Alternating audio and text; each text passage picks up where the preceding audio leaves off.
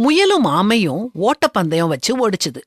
முயல் எடையில தூங்குனதுனால ஆமை போட்டியில ஜெயிச்சது. இதுல இருந்து நாம படிக்கிற பாடம் என்னன்னா, நிதானமா நாம முயற்சி செஞ்சோம்னா வெற்றி நிச்சயம். இப்படித்தான் சின்ன வயசுல நமக்கு சொல்லி கொடுத்தாங்க. ஆனா கதை இதோட முடியல. மறுபடியும் ஓட்டப்பந்தயம் நடந்துச்சு. இந்த தடவை முயல் தூங்கல. அதனால அது போட்டியில வெற்றி பெற்றுச்சுது.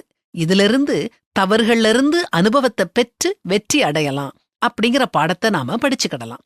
போட்டி தொடர்ந்துச்சு. இந்த தடவை வித்தியாசமான பாதைய தேர்ந்தெடுத்தாங்க. முயலும் ஆமையும் ஆறு வழியா ஓடணும். ஆமை எளிதா ஆற்ற கடந்து போட்டிய வென்றுச்சு. இந்த போட்டியின் மூலம் நம்முடைய பலத்தை நாம நம்பணுங்கிற பாடத்தை நாம கற்றுக்கிடுறோம். மறுபடியும் போட்டி. இதுதான் இறுதியான போட்டி. இந்த தடவை நிலத்திலையும் ஓடுனாங்க, தண்ணியிலையும் ஓடுனாங்க.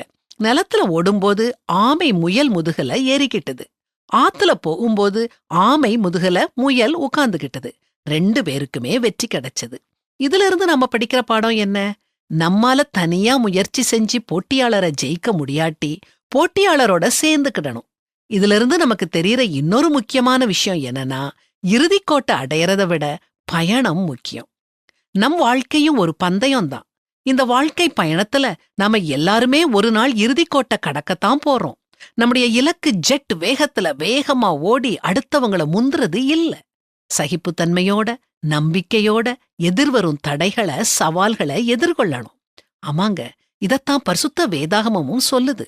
பாரமான யாவற்றையும் நம்மை சுற்றி நெருங்கி நிற்கிற பாவத்தையும் தள்ளிவிட்டு விசுவாசத்தை துவக்குகிறவரும் முடிக்கிறவருமாயிருக்கிற இயேசுவை நோக்கி நமக்கு நியமித்திருக்கிற ஓட்டத்தில் பொறுமையோடே ஓடக்கடவோம்.